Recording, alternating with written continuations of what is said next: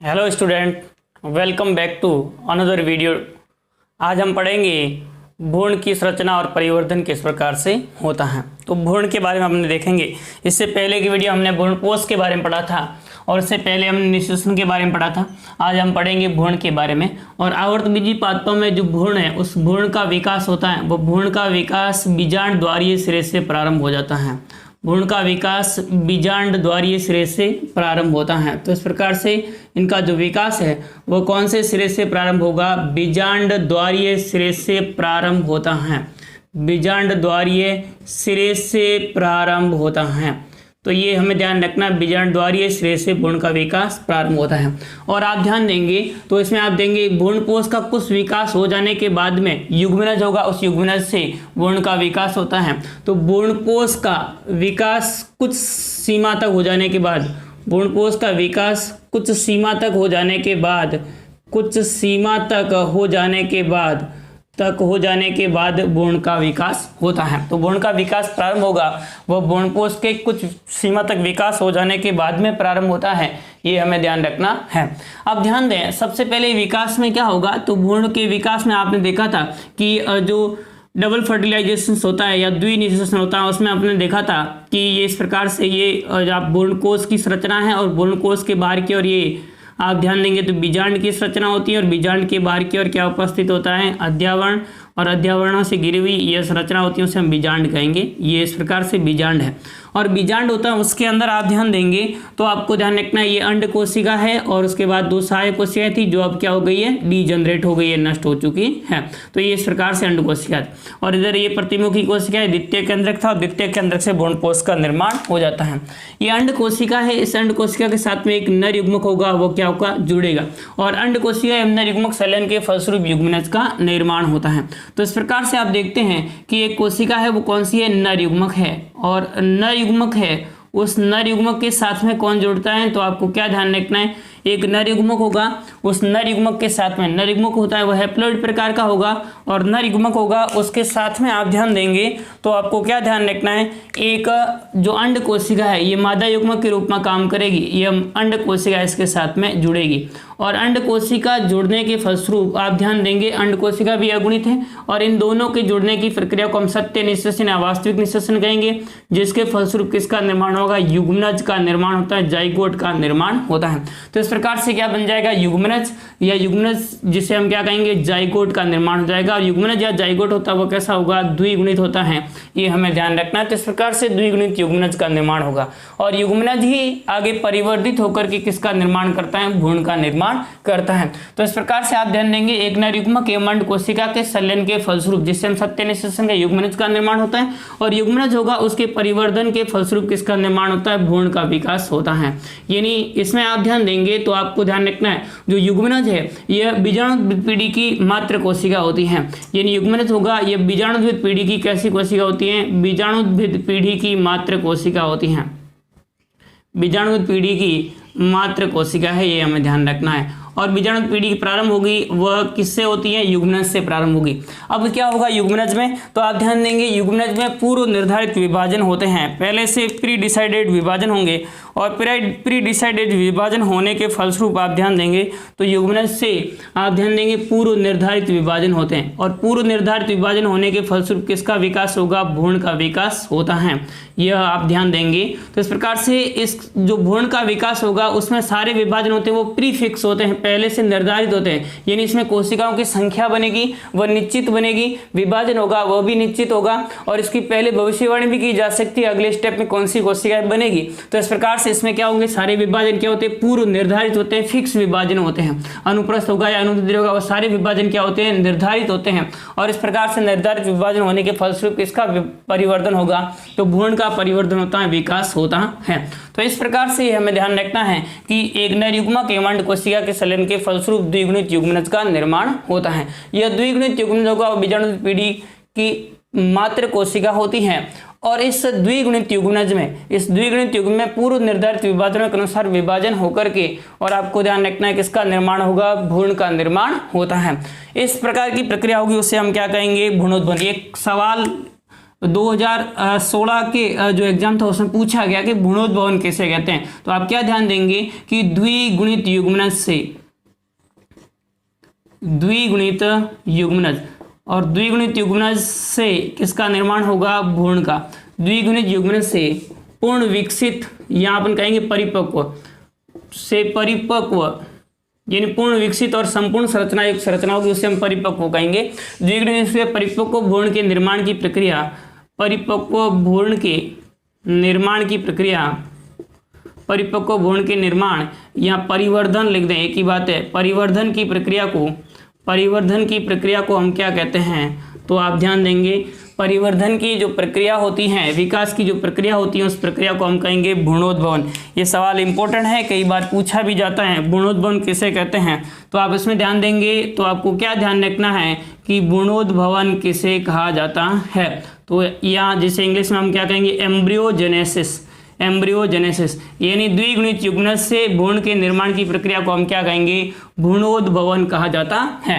तो इस प्रकार से सवाल बन सकता है आपका कि भ्रूणोद्भवन किसे कहा जाता है। तो आप देखेंगे कि द्विगुणित युग्मनज से परिपक्व भ्रूण के निर्माण की प्रक्रिया या परिपक्व भ्रूण के परिवर्धन की प्रक्रिया, परिपक्व भ्रूण के बनने की प्रक्रिया होती है, उस प्रक्रिया को हम क्या कहते हैं, भ्रूणोद्भवन या एम्ब्रियोजेनेसिस कहा जाता है। अब ध्यान दें, द्विबीजपत्री एवं एक बीजपत्री पादपों के अंदर भ्रूणोद्भवन की प्रारंभिक प्रक्रिया होती है, वह एक समान होती है। यानी द्विबीजपत्री एवं एक बीजपत्री दोनों पुष्पीय पादप है। द्विबीजपत्री एवं एक बीजपत्री, द्विबीजपत्री एवं एक बीजपत्री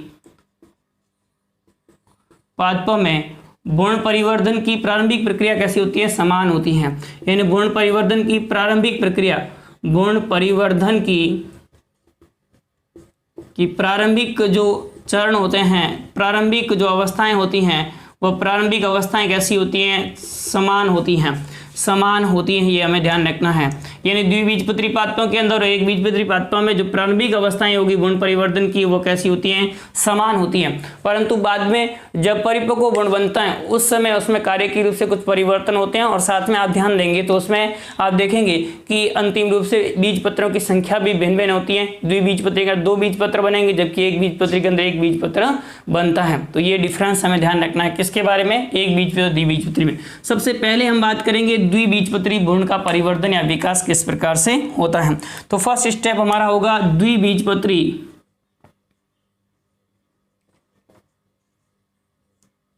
भ्रूण का परिवर्धन, डेवलपमेंट ऑफ डाइकोट एम्ब्रियो। ये डाइकोटिलिडन्स एम्ब्रियो होता है, उसका परिवर्धन किस प्रकार से होता है, डेवलपमेंट किस प्रकार से होता है।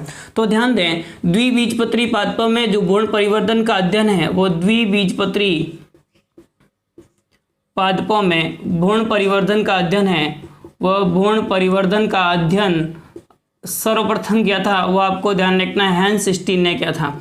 किसने किया था, तो आप क्या ध्यान देंगे, सर्वप्रथम अध्ययन किया था वह हैंस स्टीन ने किया था। 1870 में इन्होंने अध्ययन किया था। तो ये हमें ध्यान रखना है कि जो द्विबीजपत्री पादपों में है वो भ्रूण परिवर्धन का सर्वप्रथम अध्ययन किया था, वो किसने किया था, हैंस स्टीन के द्वारा किया गया। और हैंस स्टीन ने जो अपना कार्य किया था, वो ध्यान दें, हैंस स्टीन ने जो कार्य किया था वो आपको ध्यान रखना है, ब्रेसिकेसी कुल का एक सदस्य है। ब्रेसिकोसी कुल के पादप, ब्रेसिकेसी कुल का पादप है जिसका नाम है कैप्सेला बर्सा पेस्टोरिस। तो इस प्रकार से कैप्सेला बर्सा पेस्टोरिस जो ब्रेसिकेसी कुल है उस कुल का सदस्य है, और उसका नाम क्या है, तो आप क्या ध्यान देंगे, कैप्सेला बर्सा पेस्टोरिस। और कैप्सेला बर्सा पेस्टोरिस जो पादप है, इस पादप पर इन्होंने कार्य करते हुए द्विबीजपत्री भ्रूण परिवर्धन के विकास के बारे में बताया था। तो द्विबीजपत्री पादपों में भ्रूण परिवर्तन के विकास के बारे में सर्वप्रथम किसने बताया था, तो आप क्या ध्यान देंगे, हैंस स्टीन ने। और किस पादप पर कार्य किया था इन्होंने, तो आप क्या ध्यान देंगे, कैप्सेला बर्सा पेस्टोरिस पादप पर कार्य किया, और इस पादप पर कार्य करते हुए इन्होंने द्विबीजपत्री पादपों में भ्रूण परिवर्तन के बारे में बताया था। अब ध्यान दें, द्विबीजपत्री पादपों के अंदर भ्रूण परिवर्धन होगा, उस भ्रूण परिवर्तन में ये क्रूसीफेराइड प्रकार का। वैसे 5 प्रकार का होता है पर आपके सिलेबस में नहीं है, आपको केवल ये ध्यान रखना है कि कैप्सुला बर्सा पेस्टोरिस होता है जिसमें क्रूसीफेराइड प्रकार का होता है, और क्रूसीफेराइड प्रकार का अनाग्रेड प्रकार का होता है वह किस प्रकार से भ्रूण परिवर्तन होता है। लगभग सभी पादपों के अंदर उसी प्रकार का भ्रूण परिवर्तन होता है। अब भ्रूण परिवर्तन में सबसे पहले आप ध्यान देंगे तो कौन सी कोशिका बनती है, द्विगुणित युग्मनज का निर्माण होता है। और द्विगुणित युग्मनज होगा, वो द्विगुणित युग्मनज किससे बनता है, तो एक नर युग्मक और अंड कोशिका होगी, उसके संलयन के फलस्वरूप किसका निर्माण होता है, जाइगोट का, या जिसे हम क्या कहेंगे युग्मनज का निर्माण होता है। जाइगोट या क्या बनेगा, युग्मनज। और जाइगोट या युग्मनज होता है, यही आपको ध्यान रखना है, बीजाणु पीढ़ी की प्रथम कोशिका होगी, जाइगोट होगा। इस जाइगोट में आप ध्यान देंगे तो जैसे ही आप ध्यान देते हैं द्विनिषेचन की प्रक्रिया संपन्न हो जाती है, युग्मनज का निर्माण हो जाता है, तो उसके बाद में ये कुछ समय के लिए कुछ पादपों में ऐसा देखा जाता है कि विश्राम अवस्था में आ जाता है, रेस्टिंग स्टेज में आ जाता है, और विश्राम अवस्था के दौरान ये आप ध्यान देंगे अवारकी और आवरण का निर्माण कर लेगा, और इस प्रकार से ये धीरे धीरे क्या करता है, तो आपको ध्यान रखना है पूरे जो है वो बीजांड के अंदर के जो भ्रूणकोश का भाग है उसको घेर लेता है। और उसके पश्चात में आप ध्यान देंगे तो आपको इसमें ध्यान रखना है कि भ्रूण परिवर्तन की प्रक्रिया प्रारंभ होती है। तो जाइगोट होगा और उस जाइगोट में प्रथम विभाजन होता है, वो आपको ध्यान रखना है अनुप्रस्थ विभाजन होगा। प्रथम विभाजन किस प्रकार का होता है, अनुप्रस्थ विभाजन होगा, ये हमें ध्यान रखना है। यानी प्रथम विभाजन हमेशा कैसा होता है, अनुप्रस्थ विभाजन होता है। ये अनुप्रस्थ विभाजन होने के फलस्वरूप आप ध्यान देंगे तो 2 कोशिकाएं बन जाती हैं। यानी अनुप्रस्थ विभाजन होगा और अनुप्रस्थ विभाजन होने से कुल कितनी कोशिकाएं बनती हैं, 2 कोशिकाएं बनती हैं। एक कोशिका बनती है जो कि आपको ध्यान रखना है निभागीय सिरे की ओर बनती है, और एक कोशिका बनती है वो आपको ध्यान रखना बीजांड द्वारीय सिरे की ओर सिरा है। ये कौन सा है, तो आप ध्यान देंगे बीजांड द्वारीय सिरा, ये सिरा है वो कौन सा है, बीजांड द्वारीय, और इधर ये सिरा ये निभागीय सिरा ही है, ध्यान रखना है निभाग का सिरा है। अब ध्यान दें इसमें से जो बीजांड द्वारीय सिरे है उसकी और कोशिका बनती है, इस कोशिका को हम क्या कहते हैं, तो आपको ध्यान रखना आधारीय कोशिका कहेंगे। क्या कहेंगे, आधारीय कोशिका कहा जाता है, बेसल सेल्स कहा जाता है। तो आधारीय कोशिका या जिसे हम क्या कहेंगे, बेसल सेल कहेंगे, तो बेसल सेल का निर्माण होता है। इसी प्रकार से ऊपर की ओर कोशिका बनती है और इस कोशिका को हम क्या कहते हैं, तो आपको ध्यान रखना है शीर्षस्थ कोशिका कहेंगे, जो निभागीय सिरे की ओर बनती है। तो निभागीय सिरे की ओर अनुप्रस्थ विभाजन से कोशिका बनेगी उसे हम क्या कहेंगे, शीर्षस्थ कोशिका, या इसे अग्रस्थ कोशिका भी कहा जा सकता है, और या इसे हम इंग्लिश में कहेंगे एपिकल सेल। तो इस प्रकार से एपिकल सेल्स का निर्माण हो जाता है और दूसरी बेसल सेल्स का निर्माण हो जाता है। तो 2 कोशिकाओं का निर्माण होगा, बीजांड द्वारीय सिरे की ओर कोशिका बनेगी जिसे आधारीय कोशिका कहेंगे, जबकि आप ध्यान देंगे ऊपर की ओर कोशिका बनती है उसे हम क्या कहते हैं, शीर्षस्थ कोशिका कहा जाता है या एपिकल सेल्स कहा जाता है। अब उसके बाद में ध्यान दें कि इस दोनों कोशिकाओं के अंदर, इन दोनों कोशिकाओं के अंदर जो क्रूसीफेराइड प्रकार का होता है उनमें आप ध्यान देंगे आधारीय कोशिका के अंदर तो अनुप्रस्थ विभाजन होता है, जबकि जो शीर्षस्थ कोशिका उसके अंदर उदग्र विभाजन होगा, और जिसके फलस्वरूप आप ध्यान देंगे शीर्षस्थ कोशिका में कैसा विभाजन हुआ, उदग्र विभाजन हुआ, और उदग्र विभाजन होने के फलस्वरूप 2 कोशिकाएं बन गई। और जो आधारीय कोशिका है उसमें किस प्रकार का विभाजन हुआ, तो आधारीय कोशिका उसके अंदर विभाजन होगा वो आपको ध्यान रखना है अनुप्रस्थ विभाजन होगा, और अनुप्रस्थ विभाजन होने से भी कितनी कोशिकाएं बन जाएगी, 2 कोशिकाएं बन जाएगी। तो इस प्रकार से कुल कितनी कोशिकाएं बनेगी, 4 कोशिकीय भ्रूण का निर्माण हो जाता है। ये 4 कोशिकीय भ्रूण होता है जो टी आकार का दिखाई देता है। तो इस प्रकार से कितने कोशिकीय भ्रूण का निर्माण हो जाएगा, 4 सेल्स भ्रूण का निर्माण हो जाएगा। तो इस प्रकार से 4 सेल्स एम्ब्रियो बनता है, और 4 सेल्स एम्ब्रियो बनता है उसे हम कहते हैं प्रो एम्ब्रियो कहा जाता है, प्राक भ्रूण कहा जाता है। 4 सेल्स प्रो एम्ब्रियो या प्राक भ्रूण का निर्माण इसमें हो जाता है।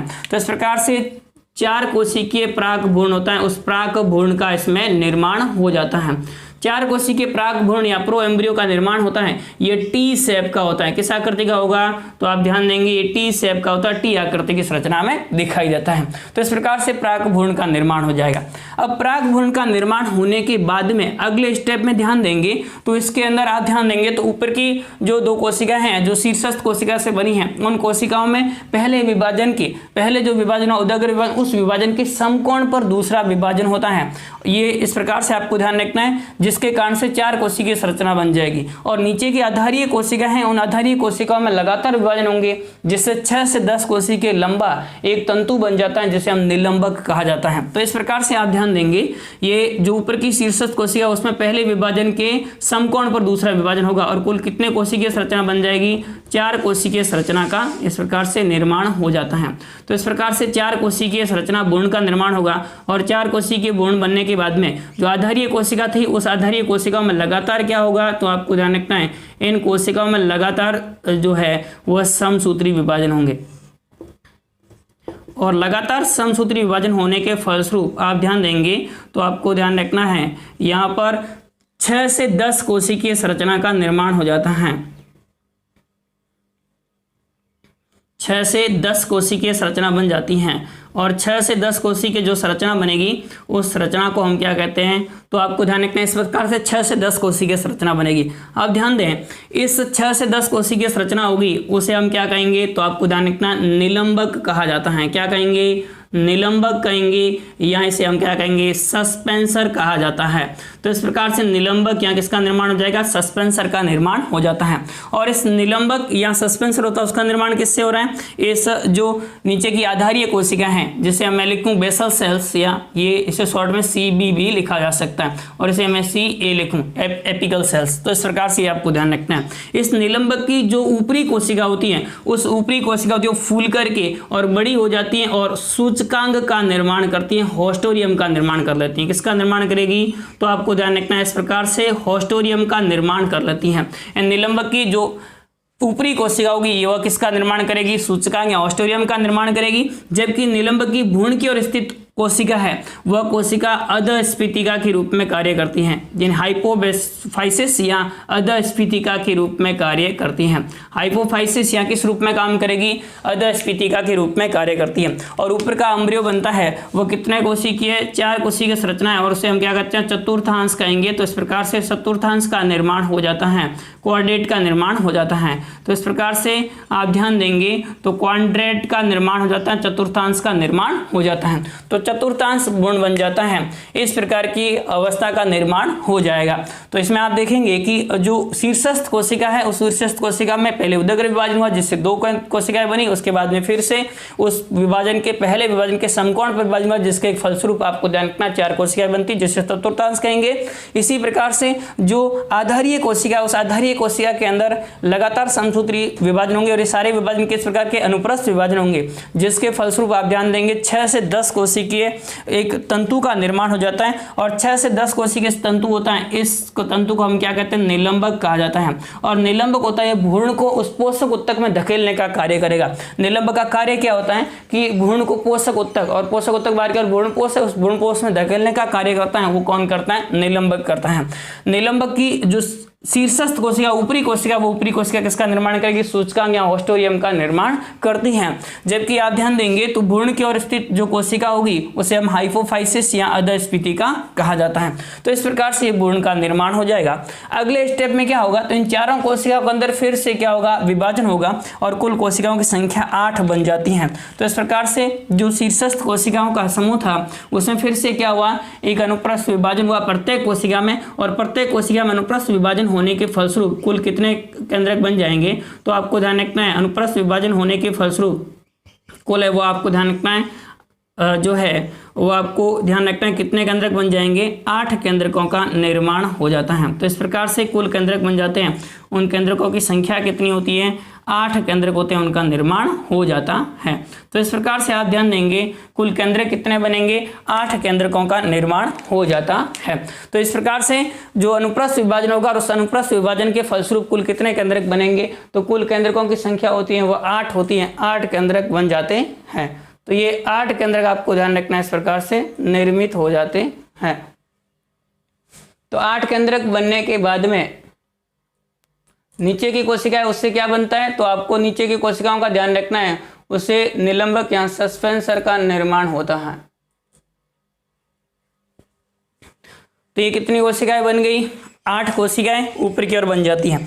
नीचे की ओर की कोशिकाओं का समूह है, उन कोशिकाओं के समूह से किसका निर्माण होगा, तो ये तो अधस्फीतिका हो गई। उसके बाद में ये लगातार कोशिकाएं होती हैं और ये 6 से 8 कोशिकाएं या 10 कोशिकाएं कई बार होती है। तो इस प्रकार से 10 कोशिकीय निलंबक का निर्माण हो जाता है और निलंबक की आधारीय कोशिका होगी वो फूली हुई होगी और किसका निर्माण करेगी, सूचकांक का निर्माण करती हैं। सो सूचकांक बनेगा, ऑस्टोरियम बनेगा और ये आप ध्यान देंगे। तो इस प्रकार से कोशिका उसे हम क्या कहेंगे, अधस्फीतिका कहेंगे, अधस्फीतिका कहा जाता है।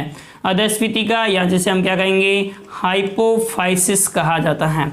तो इस प्रकार से हाइपोफाइसिस का निर्माण, ये संरचना ये तो क्या है निलंबक है, ये हमें ध्यान रखना है। मैं शॉर्ट में लिख देता हूँ निलंबक को सस्पेंसर एस से, और ये सूचकांक ऑस्टेरियम को मैं एच से लिख देता हूँ। अब उसके बाद में ध्यान दें ऊपर की ओर 4 कोशिकाएं हैं और उसमें से आप ध्यान देंगे तो ये कोशिकाएं हैं, कुल कितनी कोशिकाएं बनेगी 8, और इस संरचना को हम क्या कहते हैं अष्टांशक कहा जाता है। क्या कहेंगे अष्टांशक कहेंगे या ऑक्टेंट कहा जाता है। तो इस प्रकार से ऑक्टेंट का निर्माण हो जाता है, अष्टांशक का निर्माण हो जाता है। तो 8 कोशिकीय भ्रूण बनेगा उसे हम क्या कहेंगे अष्टांशक के नाम से जाना जाता है, या इसे हम क्या कहेंगे ऑक्टेंट कहा जाता है। अब उसके बाद में ध्यान दें इस ऑक्टेंट के निर्माण के बाद में इसमें देखेंगे कि जो अदस्फीतिका है वो अदस्फीतिका तो आगे जाकर के किसका निर्माण करती है, तो आपको ध्यान रखना अदस्फीतिका होगी वो आगे जाकर मूलांकुर का निर्माण करेगी। किसका निर्माण करेगी मूलांकुर का। जबकि इसके अंदर आप ध्यान देंगे तो 4 कोशिकाएं जो नीचे की ओर उपस्थित है जिसे हम क्या कहेंगे, तो आपको ध्यान रखना इस प्रकार से 4 कोशिका समूह होगा जिसे हम कहेंगे हाइपोबेसल। क्या कहेंगे हाइपोबेसल कहा जाता है। जबकि ऊपर की ओर 4 कोशिकाओं से हम क्या कहेंगे एपीबेसल कहा जाता है। तो इस प्रकार से हाइपोबेसल और एपीबेसल का निर्माण हो जाता है, ये हमें ध्यान रखना है। और हाइपोबेसल होगा उससे तो आपको ध्यान रखना है जो मूलांकुर बनता है, और मूलांकुर के साथ साथ आपको ध्यान रखना है इससे बनता है वह हाइपोकोटाइल का निर्माण होता है। इसी प्रकार से आप ध्यान देंगे तो एपीकोटाइल का निर्माण एपीबेसल से होगा और प्रांकुर का निर्माण भी किससे होगा एपीबेसल से होता है। तो इस प्रकार से जो भ्रूण बनेगा उनका निर्माण हो जाता है। अब अष्टांशक की 8 कोशिकाएं उनमें फिर से क्या होगा, तो आपको ध्यान रखना है उनमें फिर से विभाजन होगा, वह कैसा परिणत विभाजन होगा। जैसे 8 कोशिकीय बाहर की ओर एक संरचना बन जाती है और 8 कोशिकीय भीतर की ओर संरचना बन जाती है, आंतरिक परत का निर्माण हो जाता है। तो इस प्रकार से आप देखेंगे, मैं इसको उल्टा बनाता हूं जिससे थोड़ा बनाने में आसानी हो जाए। अब ध्यान दें इस प्रकार से ये ऊपर की ओर तो कोशिका बनी, वो कौन सी बनी है, तो आपको ध्यान रखना सस्पेंसर का निर्माण हुआ है। उसके बाद में आप ध्यान देंगे तो इस प्रकार से 6 से 8 कोशिकीय संरचना बनती है और उसे हम क्या कहते हैं निलंबक कहा जाता है। निलंबक बनने के बाद में ध्यान देंगे तो इस प्रकार से जो संरचना बनेगी उसमें आप ध्यान देंगे तो कुल कितने कोशिकीय संरचना बन जाएगी 8 कोशिकीय संरचना का निर्माण हो जाता है।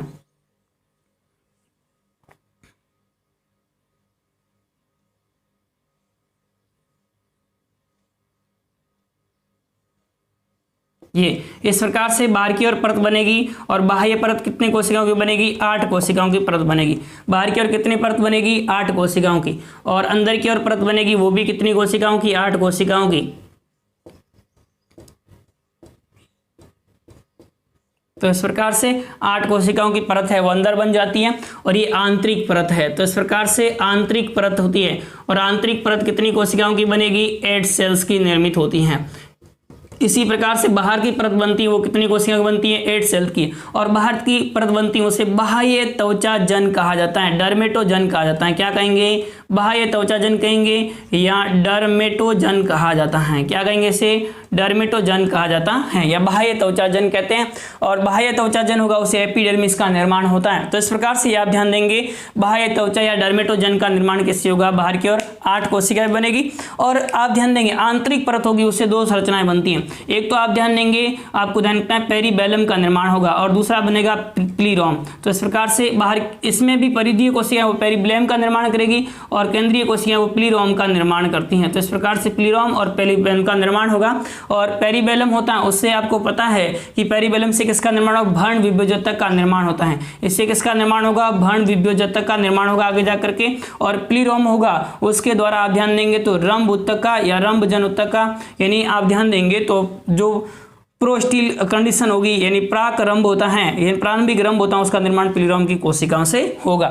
ये आप ध्यान देंगे तो ये तो कौन सी संरचना है सस्पेंसर है और इसके बाद में ये होस्टोरियम है, ये हमें ध्यान रखना है। तो इस प्रकार से जो भ्रूण बनेगा उस भ्रूण को हम कहते हैं गोलाकार भ्रूण। तो ये भ्रूण था अब कैसी संरचना में आ गया है गोलाकार भ्रूण हो गया, ये हमें ध्यान रखना है। तो इस प्रकार का भ्रूण होगा उसे हम क्या कहेंगे गोलाकार भ्रूण कहा जाता है।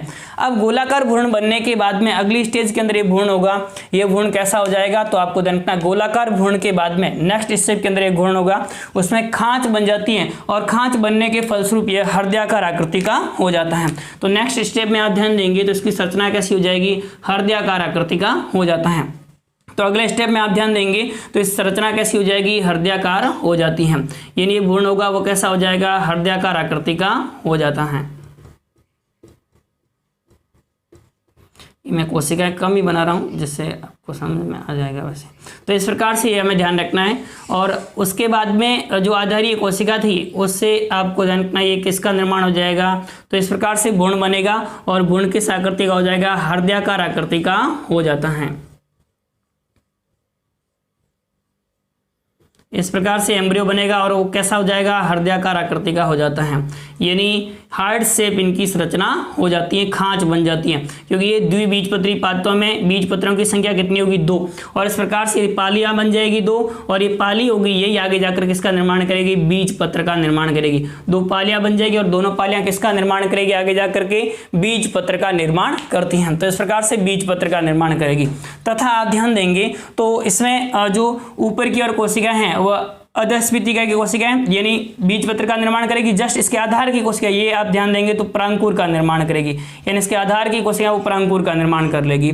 और उसके पीछे की कोशिकाएं हैं वो आपको ध्यान रखना हाइपोबैसल का निर्माण करेगी, इसके पीछे एपीबैसल और इसके पीछे मूलांकुर का निर्माण होगा। तो इस प्रकार से ये किसका निर्माण कर लेगी, इसके पीछे कोशिका हाइपोबैसल का, उसके बाद की कोशिका किसका निर्माण कर लेगी, एपीबैसल का, और उसके बाद में अधस्फीतिका की कोशिकाएं होगी, उनके नीचे की आधारीय कोशिकाएं वो किसका निर्माण करेगी, मूलांकुर का निर्माण करती हैं। तो इस प्रकार से हृदयाकार भ्रूण का निर्माण हो जाता है, हार्ट शेप भ्रूण का निर्माण हो जाएगा। ये भ्रूण का कौन सा रूप हो जाएगा, हृदयाकार होता है, ये हमें ध्यान रखना है। तो इस प्रकार से हृदयाकार भ्रूण बन जाएगा। अब नेक्स्ट स्टेज में ध्यान दें कि हृदयाकार भ्रूण बनने के बाद में अंतिम स्टेज में परिपक्व भ्रूण का निर्माण हो जाता है। तो अंतिम स्टेज में किसका निर्माण हो जाएगा, परिपक्व भ्रूण का निर्माण होता है।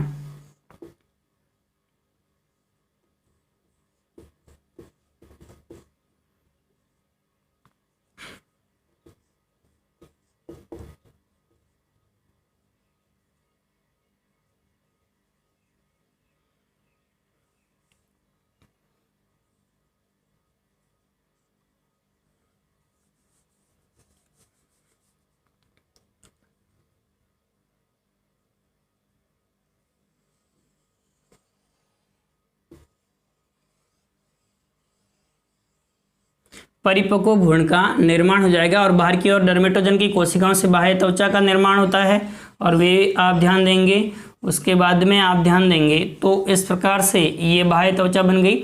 और उसके बाद में आप देखेंगे कि इसमें ये भाग है जो कि दोनों आगे की ओर भाग है, इसे हम बीज पत्र कहेंगे। क्या कहेंगे, बीज पत्र का निर्माण हो जाएगा, कोटिलिडन्स का निर्माण हो जाएगा। बीज पत्रों के आधार भाग में होता है वो, उस भाग को हम क्या कहते हैं, प्रांकुर कहेंगे। और प्रांकुर के जस्ट यहाँ का भाग होता है जिसे हम क्या कहते हैं, तो आपको ध्यान रखना है, इसे हम कहेंगे एपिकोटाइल कहा जाता है। तो इस प्रकार से एपिकोटाइल का निर्माण हो जाएगा। और ये भ्रूणीय अक्ष है, ये कौन सा भाग हो जाएगा, भ्रूणीय अक्ष हो जाएगा, एम्ब्रियोनिक एक्सिस हो जाएगा। तो भ्रूणीय अक्ष का निर्माण हो जाएगा, एम्ब्रियोनिक एक्सिस का निर्माण हो जाएगा। पीछे की ओर ये कौन सा भाग हो जाएगा, हाइपोबैसल हो जाएगा। कौन सा भाग हो जाएगा, हाइपोबैसल। और उसके बाद में ये भाग है, इस भाग को हम क्या कहते हैं, तो आपको जानना है यहाँ पर मूलांकुर का निर्माण हो जाएगा। और मूलांकुर से आप ध्यान देंगे तो मूल तंत्र का निर्माण होता है जब बीज परिपक्व होता है, और इसी प्रकार से परांकुर से प्रोतंत्र का निर्माण होता है। तो ये परिपक्व द्विबीजपत्री भ्रूण है वो इस प्रकार से निर्मित होता है, जिसमें 2 बीज पत्र उपस्थित होते हैं, एक भ्रूणीय अक्ष उपस्थित होता है। और भ्रूणीय अक्ष होता है उसके अंदर आप ध्यान देंगे तो आपको ध्यान रखना है हाइपोबैसल, एपीबैसल, हाइपोकोटाइल, एपिकोटाइल और मूलांकुर और प्रांकुर उपस्थित होते हैं। तो इस प्रकार से ये संरचना बनेगी, उसे हम क्या कहेंगे, परिपक्व भ्रूण कहा जाता है। तो द्विबीजपत्री पात्रों में भ्रूण परिवर्तन की ये अवस्था हमें ध्यान रखनी है। इस प्रकार से द्विबीजपत्री पात्रों में भ्रूण का परिवर्तन होता है।